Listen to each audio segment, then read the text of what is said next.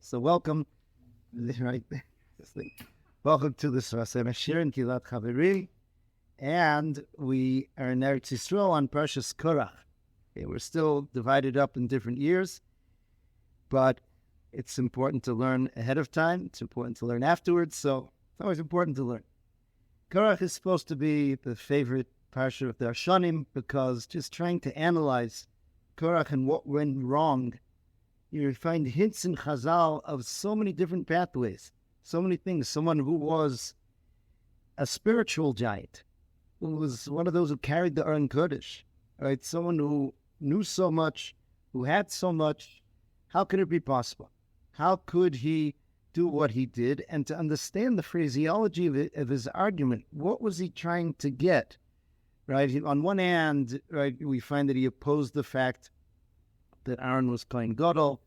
On the other hand, he's saying, Kol ha'edo kulam kedushim. Everyone has this kedusha. So what was he really going for, and where did it go wrong? So this can help us in our own struggles in our own world. Okay, so the Sfas Emes, we're going to learn a couple pieces of Sfas Emes tonight and try to put them together, hopefully. And the Sfas Emes, in talking about this, obviously when you talk about the idea of leaders and followers, we're going to get some sense of the connection of Hasidim to the Rebbe, to a tzaddik, which is something that people find sometimes very hard to see in Judaism. On one hand, we're very proud of the fact that we need no intermediaries. When I say Baruch Atah Hashem, I'm talking straight to Hashem. So what is this idea of connection? It's more than just a teaching relationship. It's this sense of bittul, being connected. The word subservient is not so good. The word nullification is also not good. It means to kind of be subsumed into something bigger than yourself. We'll see a bit about it. So the Zohar HaKadosh speaks about Korach. The language is a little bit mysterious, obviously. And it says that Korach chalak al Shalom v'Shabbos. Korach had a machlokas against Shalom and against Shabbos. Okay, now we kind of think, okay, Shalom means that he was a Baal machlokas. He made an argument, so I guess, but it sounds strange. It isn't like you would have on his banner, I am against Shalom. In other words, machlokas was a result of his argument as he went for his goal, whatever that was. Shabbos doesn't seem to appear in the discussions whatsoever. Now, both of those things, Shalom and Shabbos, are concepts that go beyond the simple translation of the word. The Zohar HaKadosh in Parshas Yisro, the Sfas Emes brings down, says, Mao Shabbos, what is Shabbos? Shema B'Kudsha Brich. It's a name of HaKadosh Baruch Hu. And Vayikra Rabbah, it says, HaKadosh Baruch Hu Nikra Shalom. Right? There's even a halacha. Right, if you're in a place where you can't talk Divrei Torah, things like that, you're in a dressing room, someplace, so you're not supposed to say shalom to a person. Better to say, how's it going? Because it's one of the names of Hashem. Okay, so what was happening? So he says, the concept, says the Sfas Emes of shalom is this.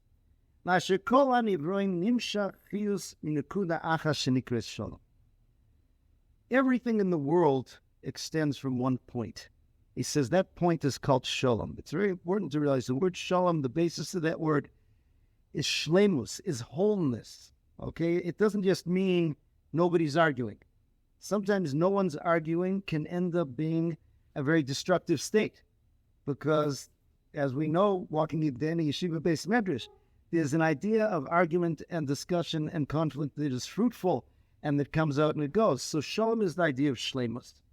And Shabbos also serves that purpose of shlemus. He says, because on Shabbos, everything that happened during the week comes together.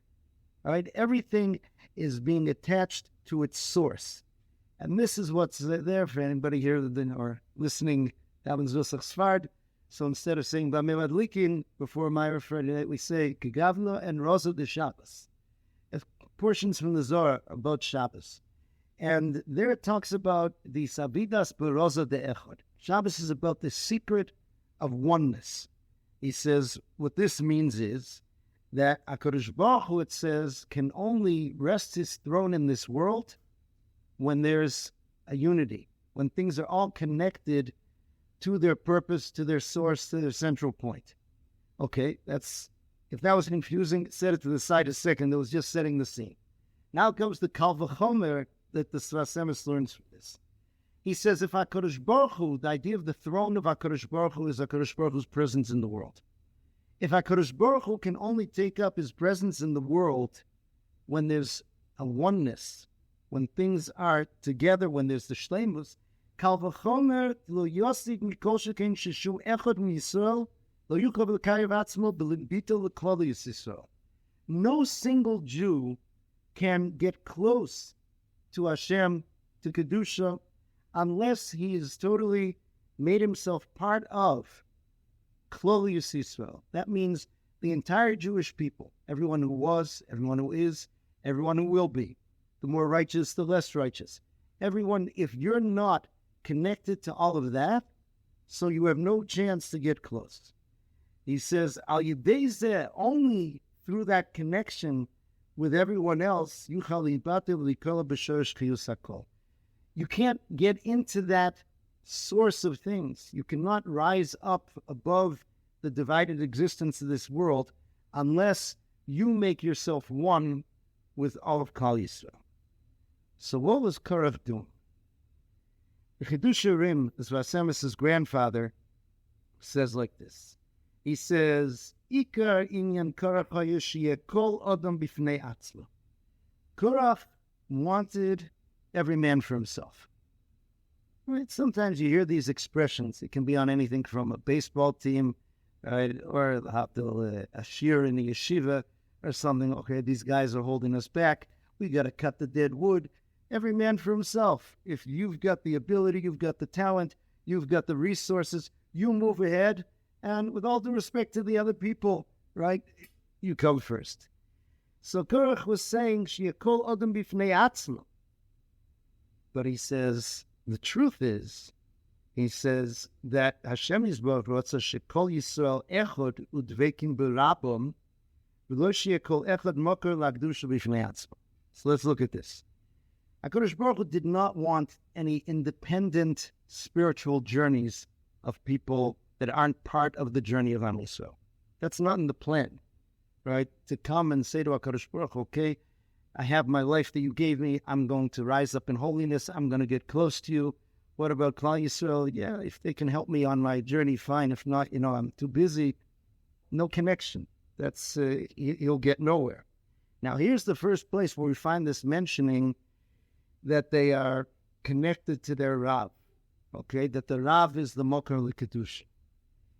In this case, the Rav position is Moshe and Aaron, as we'll see. What is their role? What do they play? Is it a power position? Is it something which is there? So again, just like a king in Judaism, he's there to unify the people. It's not something that's about him. He's a unifier and he's a distributor to the people. We, human beings, need to be batel to HaKadosh Baruch Hu, to the Torah, but if there's that unifying force that can connect us to our source, to where we come from, by connecting and, so to speak, bowing our heads and receiving from that source, then we can all become one. He can unify. And this is something that, again, many people, and this applies not just in Hasidim, there it does take on a certain flavor, but in the world of the yeshivas also, applying the Mishnah which says, Aseh l'cha Rav, is a version of Chazal that says, Aseh l'cha Rav afilu katan mincha. Even if the Rav is on a smaller level than you, make him a Rav above you. Right? And there were many who did this. I just recently heard that Rav Elia Lopian, he was a famous Baal Musar who learned in Kelm, and eventually he was here in Eretz Yisrael. He's the Mashgiach, the yeshiva in Kfar Hasidim, up outside of Haifa. And I forget if this was in the Kolol or the yeshiva base medrash. He wanted it to be that everyone who left the base medrash it would be like a buddy system that you tell the person why you're leaving. Right? You say, I have to go out to make a phone call, or I'm, going in for X, Y, or Z. So Rav Elia Lopian, who was like 80-something years old at the time, he took some young 20-something-year-old guy, and that was his person. And before we would leave the base management, we don't even tell it, right? This idea of someone above you that connects. Rosh Shlomo Wolbe Zatzal was very makbid on this. He always had a Rav.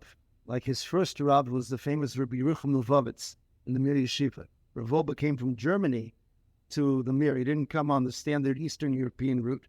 He became very close to Rabbi Yerucham. But then, afterwards, he was in Sweden during the war. He made it to Eretz Yisrael. He had a series of Rabbonim, one after the other. If one would pass away, so then he would seek his next Rav, who would fill that position. Interestingly, one of them was a Hasidic Rebbe, the Ozrav Rebbe in Tel Aviv. Right? He was a giant, and his last Rav was much younger than it, and is still alive today. Right? Yibodel Chaim Rabbi Yonason David Shlita, Rav Hutner's son-in-law, because he had started learning from Rav Hutner, and when Rav Hutner passed away, he continued on with his son-in-law.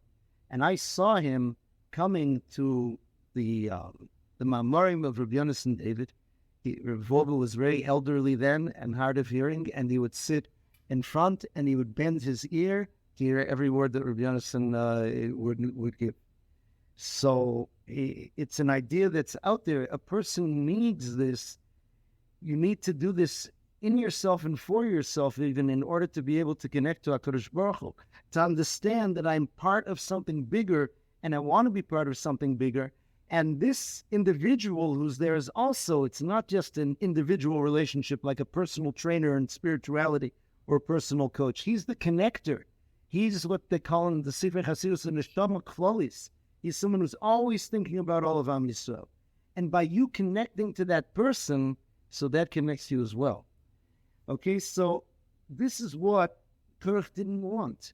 Korach felt that a person should be able to achieve the spiritual things he achieves by his own means, right? And that was the idea of having machlokas on this whole shleimus which is there. Another formulation of it, he says that Korach made the mistake, and he thought, what led Korach to make this mistake and to want to be able for each person to go it on their own was that he thought that his own tremendous achievements came from himself, from his own hard work, from his own talent, from his own holiness, whatever it is. That's why he was jealous of someone else being given a position, not necessarily having a full competition to see who should really get it. If he would know, he says this Sfas Emes,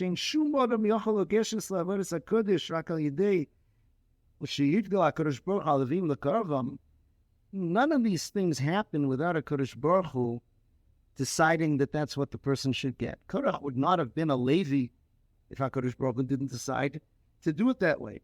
So then he would understand that, okay, Hashem gives all of us roles, and we're all part of the klal.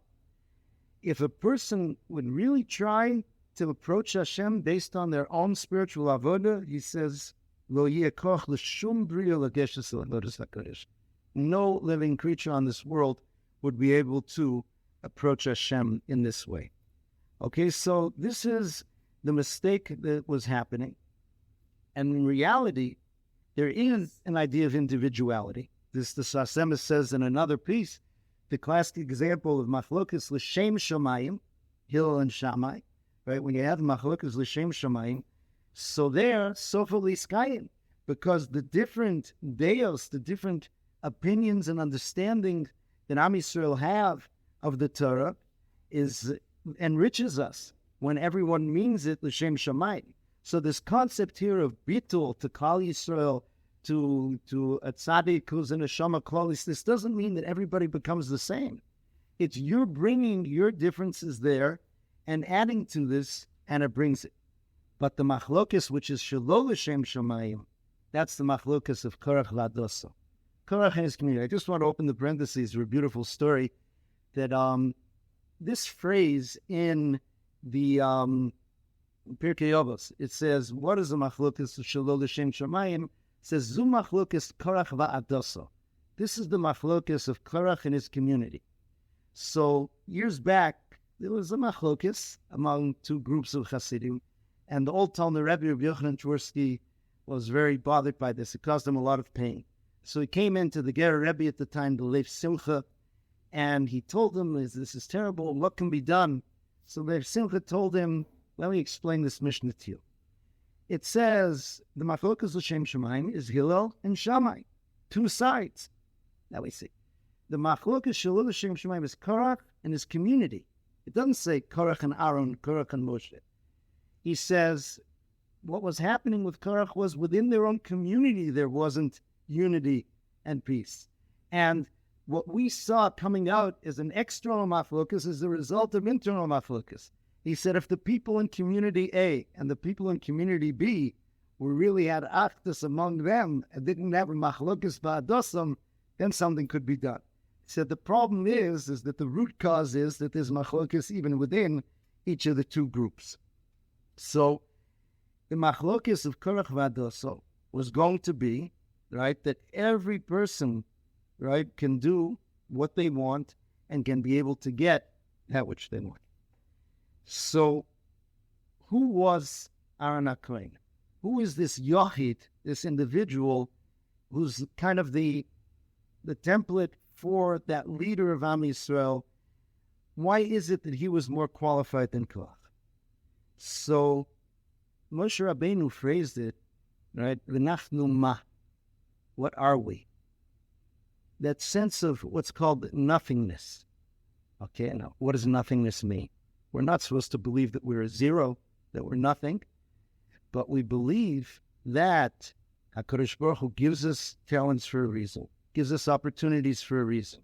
And especially the Kohen, right? I've mentioned many times about a shul in a European country that a friend of mine bumped into who canceled Birkas Kohanim because they felt that it was barbaric that one person, from some family, due to no merit of his own, would stand up before the congregation and bless them. He felt that was, but that's exactly it.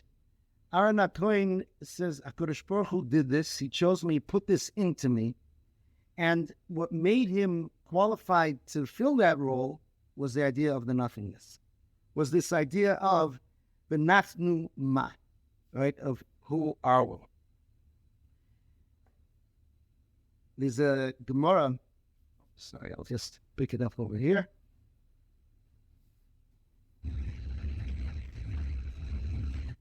As we're speaking, I'll just apologize for the sound quality in case anybody's experiencing that. I forgot the microphone tonight. There's a Gemara, Yuma, Maseches Yuma, Ayin Aleph. There's a fascinating interaction of the Kohen Gadol with some other people. It's talking about the Kohen Gadol after Yom Kippur. As we know from the Yom Kippur davening, that was a very big thing when the Kohen Gadol managed to complete the avodah in the Beis Hamikdash, and he would make a nesibo, he would make a special suda, and people would, thank him, congratulate him, etc. So it says, Tonu Rabbana, 1 year, Maaseh b'Kohen Gadol echad sheyotza miBeis Hamikdash. There was a story of one Kohen Gadol who was leaving the Beis Hamikdash. This is the Parshas say after Yom Kippur. V'avu azli kuli alma basrei. So all the people were following after him. Right? That's if you think something great tzaddik or something like that. Hopefully, as opposed to a celebrity, everybody's like following after them as they walk. Kivan the Chaziunu the Shmaya v'Avtalion. But then Shmaya and Avtalion were coming down the street. Shmaya and Avtalion were the Torah leaders of the generation. As we see in the beginning of Pirkei Avos, there was the period called the Zugos, where there were two people who were in charge of the whole transmission of Torah in that generation. This was Shmaya and Avtalion. Now, Shmaya and Avtalion were descendants of Sancheriv, who was one of the evil kings in Tanakh who tried to wipe out the Jewish people, who became Ger Tzedek. And everyone left the Kohen Gadol, and they went running over to Shmaya and Avtalion. After a bit of time, Shmaya and Avtalion came over to the Kohen Gadol to give honor to him and to ask his permission, so to speak, to go home. And the Kohen said to them, Yesun b'nei amamin lishlom. He says, let the descendants of the nations go home in peace, meaning a dig at them that they were converts or descendants of converts, b'nei amamim, you from the other nations. They answered him, Yesim b'nei amamim lishlom de'ovdin uvda de'aron. He says, let the descendants of the other nations go in peace because they do the actions of Aaron. V'lo yesi bar Aaron lishlom. But let not the descendant of Aaron go in peace, the lo avid uvda de'aron, who doesn't behave in the way of Aaron. Okay, so here we see that the Kohen Gadol is supposed to be selfless. To be uvda de'aron is supposed to be certainly not to be someone who would be insulting to others. The Talmud Rebbe explained this in a deeper way. He says when it says that the b'nei amamim de'ovdin uvda de'aron means that the power of the Kohen Gadol to do things all comes from the Jewish people, including these very special converts who were the Torah leaders of the generation. He has to remember that, and that is part of the humility that he's supposed to have. So here we get to the second part, which is Korach had the mistake. It says that he wanted to reach a great level, meaning if we look, bottom line, what did Korach want? He wanted to be the Kohen Gadol. The Kohen Gadol had spiritual experiences that no other person on earth did, especially going into the Kodesh Kodashim on Yom Kippur that we think about. But all these other things, he wanted to achieve that Kedusha, that purity, that connection to Hashem, whatever it would be. So the Sfas Emes explains, Af ki nira sharotza Korach lios Kohen Gadol ba'ovid Hashem. Right? He says, even though he wanted to be the Kohen Gadol and an Ovid Hashem, to serve Hashem, in kol zeh legamayuhu. Nonetheless, it was something that he wanted for himself, for his benefit. He says, Ki gam mi sherotze letaken atzmo v'lalos l'madrega eno nikul l'shem shamayim. This is very important, and it's something I've only discovered in recent years. We spoke about it in the Shem Shmuel last year, when speaking about Yehuda, is that the idea that a person says, why are you keeping Torah and mitzvahs? Is because I want to perfect myself spiritually. I want to become great. I want to become elevated. He says, yeah, that's not really considered doing something l'shem shamayim, right? Even if it's for these good things. And that's how he explains when in the beginning of Sefer Shoftim, it says that there was no shofet b'Yisrael, ish hayosha be'enav yaseh. Everyone was doing what was good in their eyes. So the standard explanation of that is that it was the Wild West and people were doing all sorts of bad things because there was nobody to make order of it. Sfas Emes says no, or rather there's his son, the Ibrahim, he says, it means that even the good things they were doing it for themselves. They were on their own spiritual journey, and there's no such thing in Judaism. It's not there. Right? This is kind of a shocking thing because so many people feel that's what it's about. And sometimes Judaism, so to speak, is marketed to people. You want to become the ultimate human being, the ultimate spiritual giant that you can be, try Torah. And that's not what it is. Okay, it's a famous mice, I forget the Rebbe that it happened with. One of the tzaddikim asked his chassid, would you like to change places with Avraham Avinu? Chassid said, sure. Right? And let's think what that would mean. Number one, Avraham Avinu was a Novi. Right? I'd be a Novi. I would have prophecy with Hashem. Right? And my closeness to Hashem and these things. And the Rebbe said, what good would that do? Hashem would still have one you and one Avraham Avinu. Right? Meaning, it's not about your experiences.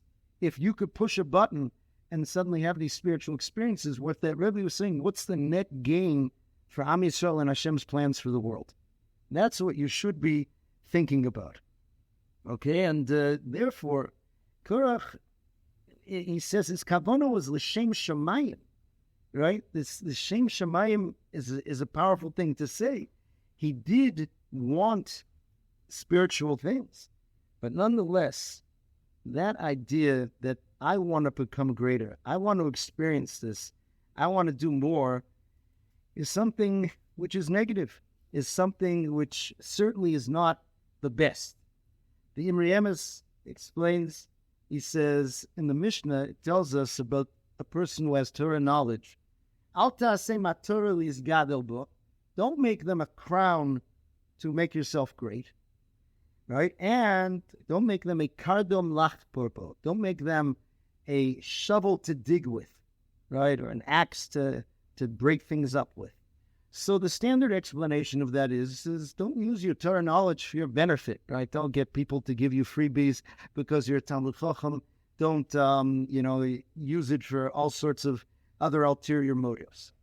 So he says what that's talking about is Lisgadel Mamish. He says it's not talking about to get status in society and these things. It means actually to become spiritually great. That shouldn't be your goal in your Torah and mitzvahs. Not the kardom lachborbo, not this shovel to dig. He says that means to be able to break into the secrets of the world of spirituality, the secrets of Torah by your learning. That also shouldn't be your goal. Those things are also viewed as a use of Torah. It's not about your spiritual experiences that you're going to have. The question is, how does it benefit all of Am Yisrael?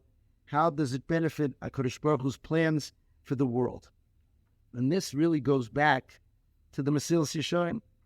The Mesilas Yesharim talks about this and says that a person who wants, right, he says, let's describe it as this. He says, Mishin iskabin v'avodosa l'taher nafsho lifnei bara. Someone whose intention is avodas Hashem is to purify his soul before his Creator. L'man tizke l'shebes es ponav bichlal ha'yishayim v'chasidim. Because he wants to sit before Hashem among the righteous ones, right? He wants to get a good ticket there at the gate in Gan Eden and go get his seat at the 50-yard line, whatever it is.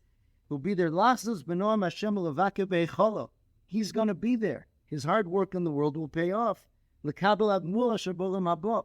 He will receive that reward in the next world and have this wonderful spiritual experience for eternity. He says, Lo nuchal lomar shetia kavana zu ra. Mesilas Yesharim said, I don't want to say that kavana is bad.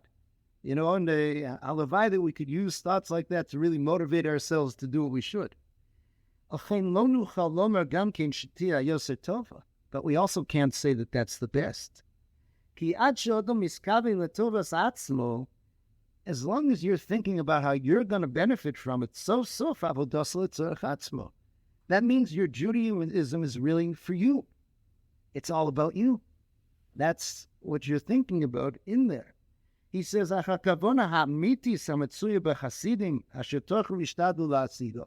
real level, and he mentions, this is in chapter 19 of the Mesilas Yesharim, that's a long way down the path.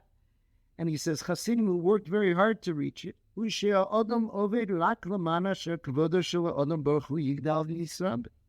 so that HaKadosh Baruch Hu's kavod, which means his presence in the world, revealing him in the world, will be more.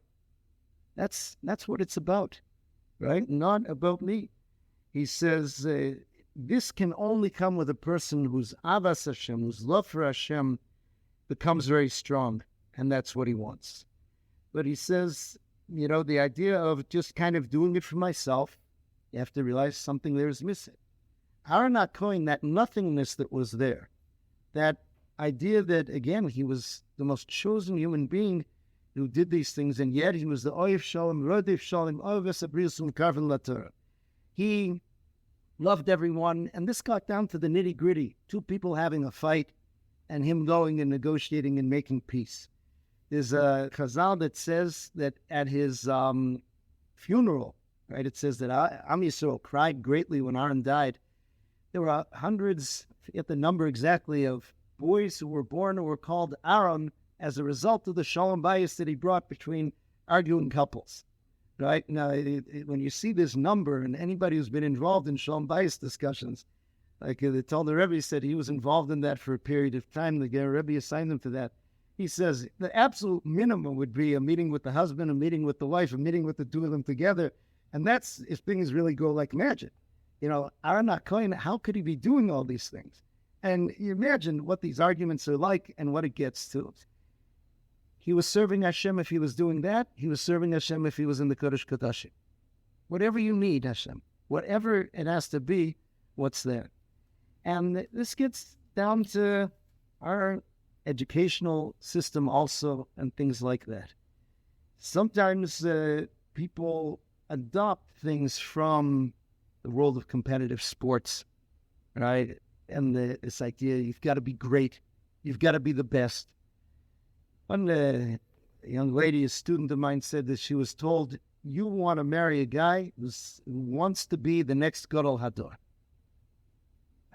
I said, personally, I think that if someone even thinks in those terms, he's already disqualified. You come over to an yeshiva, why are you learning? I want to be the next Gadol Hador. Gedolei Hador never talked about that, never focused on that, never spoke about themselves in terms of that, right? The idea is doing what I can in the best way that I can, whatever's needed. That's who and how we are. And we're all together. That Achdus means each part plays the part in the puzzle. And Am Yisrael give Korach to the Aaron and Moshe. And Aaron and Moshe give Korach to Am Yisrael. And it goes back and forth in terms of those things. So this is who we are. This is a major, major message of what the Baal Shem Tov brought into the world. But as we said, the Ramchal, it's far beyond and before the Baal Shem Tov. It's the key, and that's the idea of Machlokas L'Shem Shamayim, right? That's the idea of V'nachnu Ma, of what the picture of a true Jewish leader is like. And it shouldn't just be for what's called the Gedolim. Anyone who takes any position in the Jewish community in anything like that really has to at least try to shoot for that selflessness, to try to see that it's not your power and not what you can gain. And if HaKadosh Baruch Hu gives you benefits of different talents or different opportunities, that's there for everyone. And that's what and how you're there for. So some major principles that Korach managed to help us understand by his mistake. Have a wonderful week.